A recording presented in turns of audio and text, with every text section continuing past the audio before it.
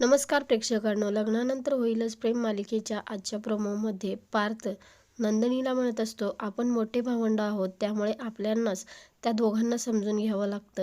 त्यानंतर नंदिनी म्हणते, अगदी बरोबर बोललात, पण सगळे समजदार असतील तर नात्यामध्ये काय मजा येईल सांगा बरं. किंवा माझ्याशी कितीही चिडून बोलले तरीही मी त्यांना हसूनच बोलणार आहे. आणि पार्थ म्हणतो, अरे वा, म्हणलं तुम्हाला, कारण आपण मोठे आहोत त्यामुळे आपल्याला समजून घ्यावं लागणार आहे त्यांना. त्यानंतर नंदिनी म्हणते, तुम्ही नाही का माझ्या बहिणीला समजून घेत. प्रत्येकाची वेगळी वेगळी पद्धत असते पार्थ समजून घेण्याची, आणि आपण बस आपले प्रयत्न सुरू ठेवायचे. त्यानंतर इथे पार्थ आणि नंदिनी काव्याला शुभेच्छा देत असतात. नंदिनी म्हणत असते, उद्याचा पेपर तुझ्यासाठी खूप छान जाणार आहे. पार्थ काव्याला म्हणतो, तुम्ही अनिशालाच नाही तर वर्गातल्या सगळ्या मुलींना तुम्ही मागे टाकचाल.